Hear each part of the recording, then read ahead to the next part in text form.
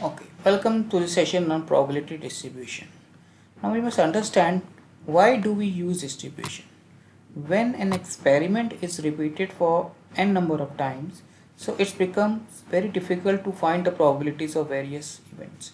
So in that case, when there are repetitive trials, we use the probability distributions to find the probability. Primarily there are two types of distribution, discrete and continuous. Discrete distributions are used when you have to find the probability of count of things. It may be number of children in a family, number of heads, number of tails, like all the experiment which have involved count of things.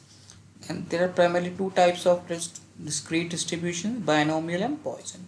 Whereas continuous is used when you have to find the range probabilities and the variable involved is a continuous nature, that is it can be expressed as decimal. It's not count of things, it can be age, income, or so on, which can be expressed as fraction also, whereas in discrete the variable cannot be expressed as function. So this is the random variable that cannot be expressed. So moving on this, it is explained here types of random variable, discrete and continuous. So this is what we discussed in the previously. Now let us see some properties of binomial distribution. First of all, binomial distribution is used in those cases where there are only two possible outcomes, like in tossing of a coin. It can be in head or it can be tail, and the events are mutually exclusive and exhaustive.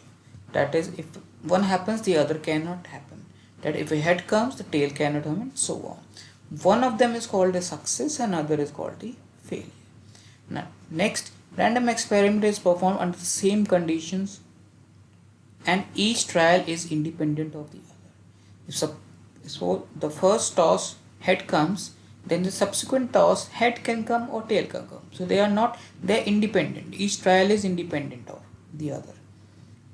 Now, third one is each trial generates two probabilities, one given by success, another given by failure, and the total of P plus Q is equal to 1, that is they are mutually exclusive events. Okay, so let us see the formula which we are going to use in binomial distribution for finding the required probabilities. In general, for a random variable x, can be anything, the probability of occurrence of desired outcome, that is probability of R successes in n independent trials, is given by this formula.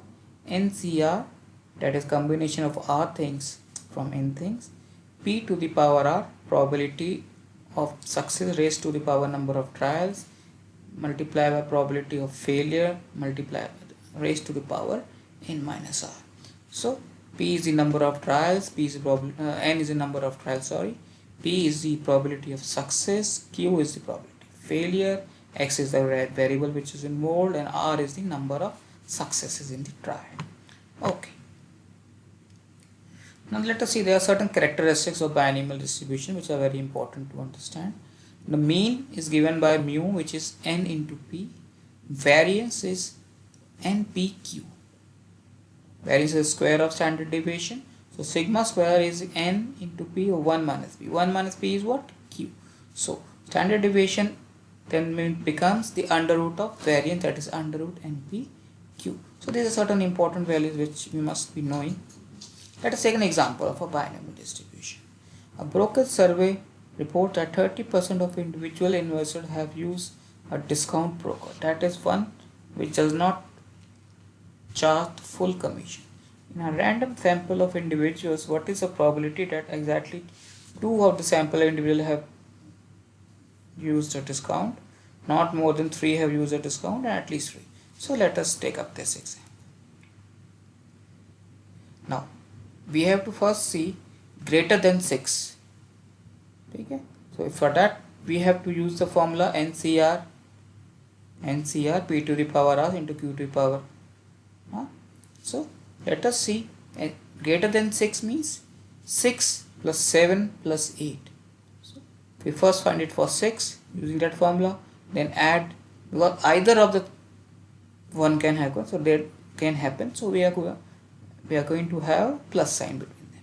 So for P6 and P7 we write down the required probabilities using the general formula, and then we find out the probability.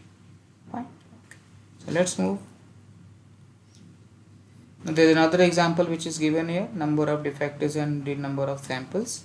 So we have to fit the binomial distribution. So same concept we have to use here.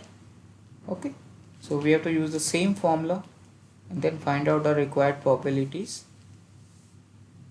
So we can use the formula of for finding the mean. We can use n into p, standard deviation is npq, and we use the generalized formula for finding the required probabilities as well. So this generalized formula is very important and it makes our task very easy. Okay, so this is all about the binomial distribution. You need to practice more questions. Please practice the questions. Thank you. All the best.